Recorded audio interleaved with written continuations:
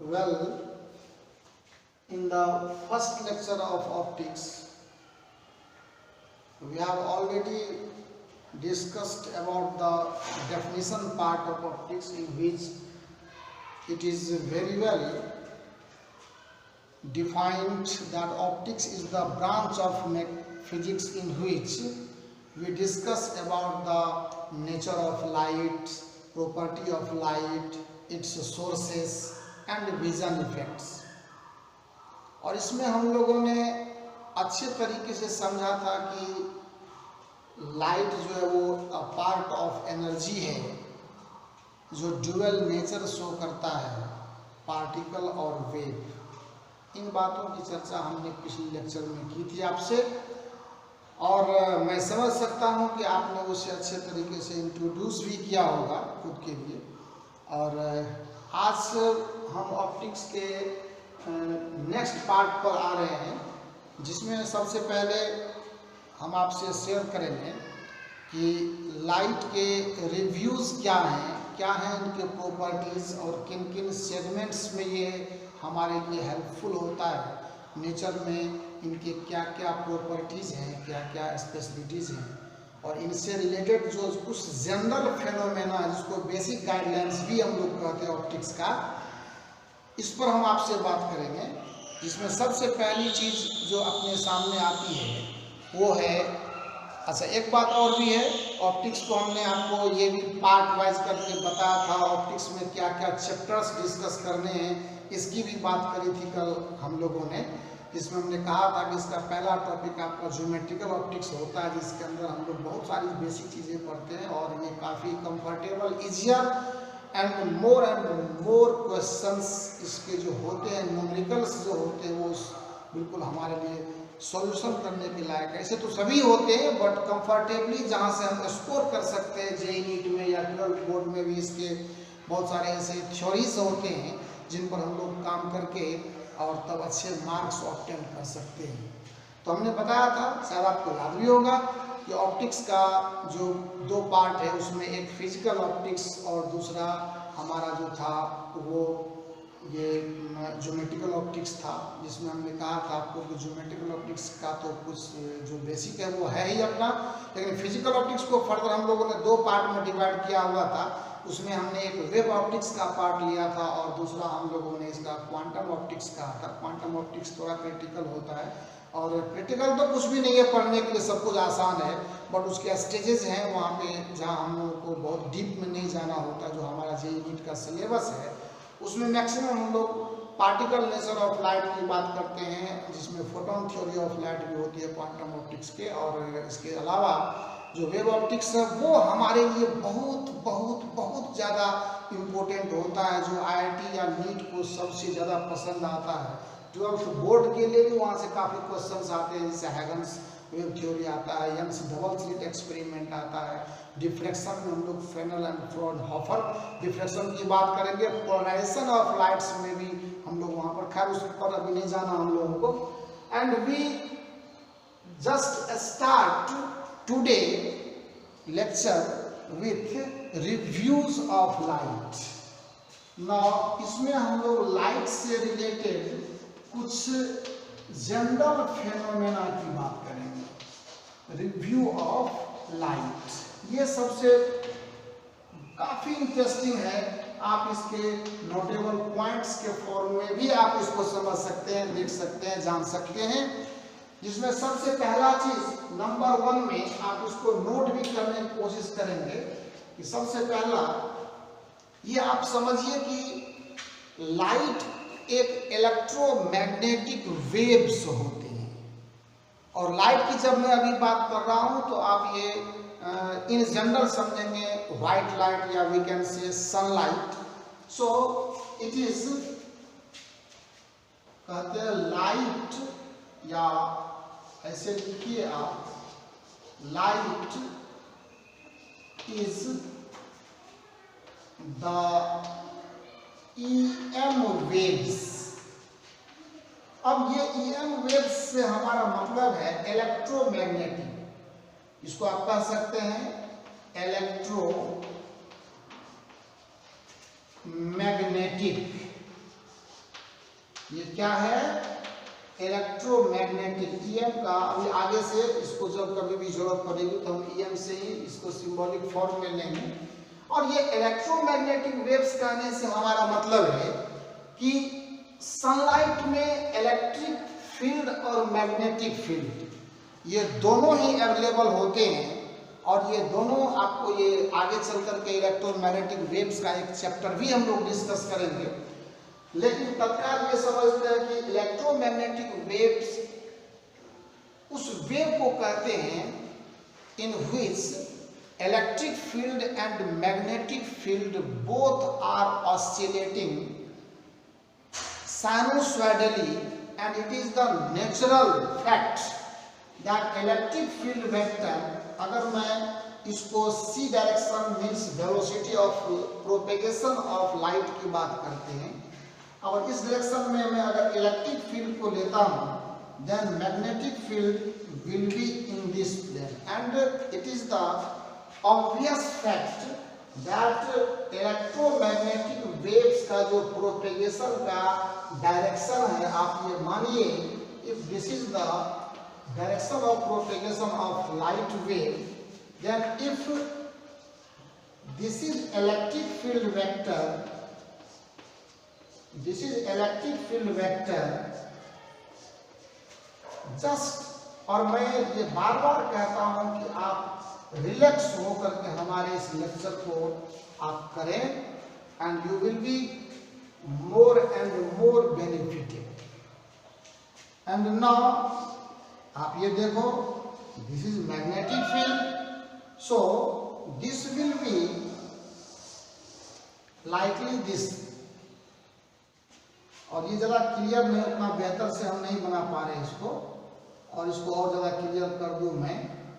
मतलब आपको मैं अभी एक डायग्राम से मैं दिखा दे रहा हूँ, एक एग्जांपल लेकर के मैं शेयर कर ले रहा हूँ कि इलेक्ट्रिक फील्ड और मैग्नेटिक फील्ड जो होते हैं वो एक दूसरे के रेस्पेक्ट में म्यूचुअली परपेंडिकुलर प्लेन में ऑसिलेट करते हैं। मतलब इसका जो प्लेन ऑफ वाइब्रेशन है वो एक दूसरे पर परपेंडिकुलर है। सपोज कीजिए हम आपको ये बताएं कि ये direction of propagation of light है, this is electric field vector direction and this is magnetic field vector direction. So if this is the plane of oscillation of magnetic field, just try to see if this is the plane of oscillation of a magnetic field, then the electric field will oscillate in this plane. So ये एक बिल्कुल clear है कि अगर magnetic field का oscillation का plane horizontal है तो इलेक्ट्रिक फील्ड की ऑसिलेशन का प्लेन जो होगा वो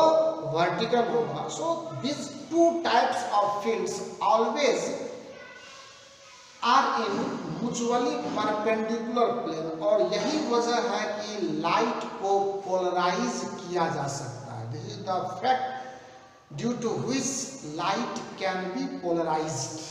सो ये इलेक्ट्रिक फील्ड का प्लेन हो गया ऑसिलेशन का, और आप ये ग्राफ को देख करके कंफर्टेबली ये कह सकते हैं कि एक साइनोसॉइडल कर्व है, यानी साइन या कॉस के फॉर्म में इसके इक्वेशंस को हम लोग रिप्रेजेंट करते हैं, and that's why the curve is said to be sinusoidal. So ये पहली बात आपको बिल्कुल ये हम बताना चाह रहे थे कि जो व्हाइट लाइट है वो इलेक्ट्रोमैग्नेटिक वेव्स है, बिकॉज इलेक्ट्रिक फील्ड वेक्टर और मैग्नेटिक फील्ड वेक्टर दोनों एक दूसरे के म्यूचुअली परपेंडिकुलर प्लेन में ऑसिलेट करते हैं, but they both of them are having velocity of light. और ये भी आपको इसके बाद नेक्स्ट नंबर में हम आपको यही बताने वाले हैं कि नंबर 2 जो हमारा होगा, ये लाइट एक इलेक्ट्रोमैग्नेटिक वेव है पहली बात, और इसका जो मेन वजह है आपको बता दिया मैंने।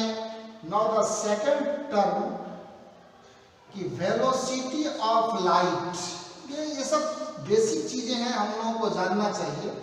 Velocity of light in free space, या कह सकते हैं vacuum,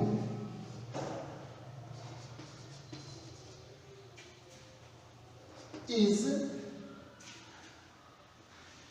3 into 10 to the power 8 meter per second and found to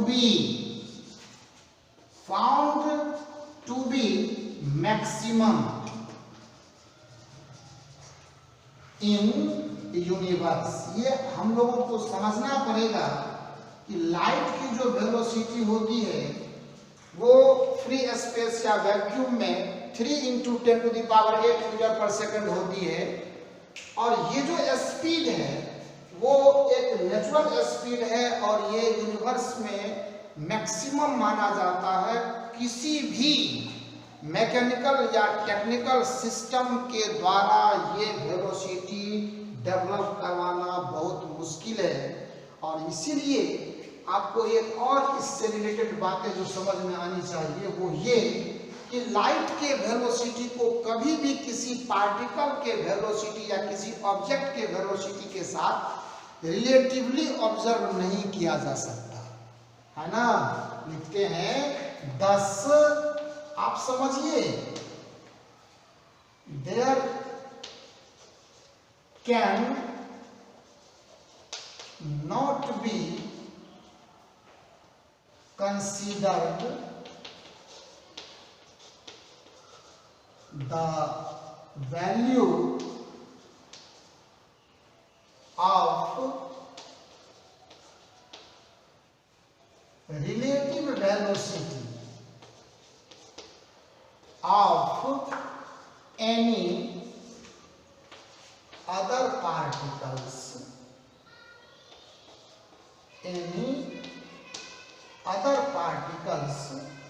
with respect to c, that is c plus minus v equal to c ही होता है। ये हम लोग कहते हैं ना कि कंपैरिजन भी हम लोग बराबरी की बातों में करते हैं। सिचुएशन अगर आइडेंटिकल है, कंपेरेबल है, तो ही ये पॉसिबल है, बिकॉज किसी पार्टिकल का वेलोसिटी इतना ज्यादा नहीं हम लोग डेवलप करवा सकते कि लाइट की वेलोसिटी के साथ उसको कंपेयर कर सके। सो इसलिए हम लोग c प्लस माइनस v जो है वो हम लोग c लिखते हैं। हाँ, अब इसके बाद की जो बात है वो थोड़ी सी जैसे जैसे पॉइंट्स में हम लोग आगे बढ़ते चले जाएंगे हम लोगों को और अच्छी अच्छी चीज़ें सीखने का मौका मिलेगा। काफ़ी बेहतरीन है अपना फिजिक्स का ये सिलेबस, और आप इसको बेसिकली देखिए, समझिए, जानिए और इसको कॉपी कीजिए। सो प्लीज मेहनत करते रहिए, आगे बढ़ते रहिए, मुस्कुराइए और काफ़ी एनर्जी के साथ हमेशा फिजिक्स को पढ़िए। और ये हमेशा याद रखिए कि अगर फिजिक्स नहीं तो फिर आपका जेई और नीट में कोई भी पॉसिबिलिटी नहीं बनता है। इससे ज़्यादा बेहतर होगा कि आप एक छोटी सी कोई दुकान खोल लीजिए, बिजनेस के बहुत सारे रास्ते हैं वो अपना लीजिए, लेकिन अगर डॉक्टर या इंजीनियर या साइंटिस्ट बनना चाहते हैं आप फ्यूचर में, तो आपको सबसे पहले फिजिक्स को अपने कमांड में लेना होगा। और ये बात हमेशा याद रखिए कि जब तक आप अपना सेक्रीफाइस या अपना सब कुछ दांव पर नहीं लगाएंगे तो फिजिक्स कभी भी आपके कंट्रोल में नहीं आ सकता, क्योंकि इसको सीखने वाले लोगों को पता है कि इसकी क्या ताकत है, इसका क्या स्ट्रेंथ है और कितना कुछ इसके अंदर हम लोगों को एनर्जी झोंकना पड़ता है। अपने आप को बिल्कुल डेडिकेटेड होना पड़ता है, और जब तक आप डेडिकेटेड नहीं होंगे तब तक कभी भी फिजिक्स कम से कम आपका नहीं हो सकता। क्योंकि सामने हम जो आज आपको ये वीडियो लेक्चर सप्लाई कर रहे हैं, आप हमको भी देख कर ये समझ सकते हैं कि हमने कभी कितना मेहनत किया होगा, कितने झेले होंगे हमने। तो हम नहीं चाहते हैं कि आप भी, और आपको जो अभी मिल रहा है क्योंकि जो न्यू कमर कुछ फैकल्टीज़ भी होंगे, अगर वो इस लेक्चर को देखेंगे तो उनको भी यहाँ से बहुत प्रोटेक्शन मिलेगा, काफ़ी हेल्प मिलेगा, और स्टूडेंट्स की तो कोई बात ही नहीं। सो 2 पॉइंट्स हमने डिस्कस किया है यहाँ पर कि ये किसी भी पार्टिकल के साथ इसको रिलेटिव केस में कंसीडर नहीं किया जा सकता। इसके बाद आते हैं थर्ड पॉइंट पे। थर्ड पॉइंट पे आपको ये समझना है कि लाइट का जो वेलोसिटी है वो मीडियम पर डिपेंड करता है, और चूंकि यह एक वेव है इसीलिए c = f लैम्डा। तो कहते हैं फॉर द लाइट वेव, समझिएगा थोड़ा सा। लाइट वेव के लिए C equal to f lambda. आप देखिए जरा सा, ये है लाइट की वेलोसिटी, ये है वेलोसिटी, हमने पहले भी डिस्कस किया, इससे पहले पॉइंट में हमने यहाँ पर C रिप्रेजेंट किया आपके लिए। C is the velocity of light and F जो है ना, ये वेव की फ्रीक्वेंसी कहलाती है। क्या कहलाती है? इससे पहले 11 में काफी काम किया होगा आप लोगों ने, साउंड के में काफी है इसका डिस्कशन। और ध्यान दीजिएगा, मैं फिर से एक बार कहता हूँ, मैं बार बार कहता हूँ कि 11th का सिलेबस ही फिजिक्स का हार्ड लाइन होता है। आप उस पर अब भी मेहनत कंटिन्यू करते रहिए। कुछ रिवीजन के चैप्टर्स होते हैं, उसमें बराबर उस पर आप मेहनत करते रहो, तभी जाकर के फिजिक्स आपके कंट्रोल में रहेगा। और आपने अगर ऐसा नहीं किया तो you will be getting a loss. आप पढ़ेंगे भी, रिवीजन भी करेंगे, फिर भी अंदर से जो पोटेंशियल होता है, जो फिजिक्स के प्रति जो लगता है कि नहीं मेरे पास सब्जेक्ट है, तो you will enable for that. So please see here, lambda representing wavelength, और आपको हम ये बताएंगे आगे आगे कि लैम्डा जो है वो वेवलेंथ को रिप्रेजेंट करता है। आज तक कभी भी जितने साइंटिस्ट लोगों ने काम किए, देखे, समझे, सोचे, वर्क किए, एक्सपेरिमेंट्स किए, ओवरऑल इसके ना तो फ्रीक्वेंसी डिटेक्ट किए हैं लोगों ने और ना प्रॉपर वेवलेंथ डिटेक्ट किए लोगों ने। एक रेंज हमेशा मेंशन करते हैं कि यहाँ से यहाँ तक इस रेंज, अभी वो भी डिस्कस करेंगे नेक्स्ट पॉइंट में हम आपके लिए। सो वेवलेंथ, फ्रीक्वेंसी एंड वेलोसिटी बहुत इंपॉर्टेंट है। आपको थोड़ा सा मैं इस पर फोकस कर रहा हूँ, आप ध्यान देना थोड़ा। और इसके जो रिलेटेड क्वेश्चंस भी ऑब्जेक्टिव से आते हैं थ्योरी साइड के, थ्योरी साइड से भी काफी एग्जाम में क्वेश्चन पूछे जाते हैं। कभी भी थ्योरी को इग्नोर ना करना, हमेशा डिजिटल नॉमेरिकल ही, फार्मूला बेस्ड नॉमेरिकल पर ही काम मत करते रहिए। थ्योरी साइड से ही भी हमारे बहुत छोटे छोटे कॉन्सेप्ट्स, जो हिडन कॉन्सेप्ट्स हैं, जिनको आप अनकॉमन मानते हैं, लगता है कि ये कुछ भी नहीं है, यहाँ पे क्या ध्यान देना, वहाँ पढ़ेंगे तो हमारा अच्छा स्कोर होगा, यहाँ पढ़ेंगे तो कुछ नहीं होगा, ऐसा कुछ नहीं है। हर एक लेक्चर, फिजिक्स का हर एक लाइन जितनी बार आप पढ़ोगे, आप उतने नए कॉन्सेप्ट डेडिकेट होकर के देखने पर मिलेगा आपको। सो कम बैक, आपको मैं बताने ये चाह रहा था कि ये जो लाइट की वेलोसिटी है और जो लाइट का वेवलेंथ है, अगर आप एक मीडियम से दूसरे मीडियम में लाइट को प्रोपेगेट करवाते हो, if light changes the medium, तो लाइट का मीडियम चेंज कर, इससे सपोज कीजिए हमने एयर से वाटर में लाइट को इंट्रोड्यूस करवाया, तो जैसे ही लाइट एयर से वाटर में जाता है, या फिर वाटर से एयर में आता है, या फिर वाटर से ग्लास में जाता है, ग्लास से एयर में आता है, by change of that medium should be transparent, ये भी हम आपको बता दें। सो लाइट की वेलोसिटी और इसके वेवलेंथ करस्पॉन्डिंगली चेंज कर जाते हैं।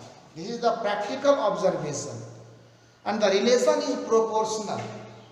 लेकिन मीडियम के चेंज करने से लाइट का वेलोसिटी और वेवलेंथ तो चेंज करता है, बट इसका फ्रीक्वेंसी कभी भी चेंज नहीं करता। By changing the medium, frequency of light always remains constant. इसका हम आपको प्रूफ देंगे, एक लॉजिकल प्रूफ है इसका, वो भी उस पर भी बात करेंगे, वो जस्ट अभी ही करेंगे, ऐसा नहीं कि मैं आज आपको पेंडिंग में रख दूंगा। सो कहते हैं है यार, ये बात बिल्कुल है कि C जो है वो प्रोपोर्शनल टू किसके है, लैम्डा के।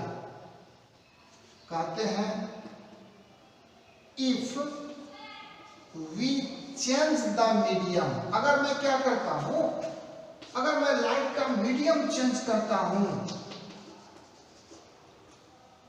देन क्या होगा, V1 proportional to lambda 1, V2 proportional to lambda 2, या आप इसको ये कह दीजिए V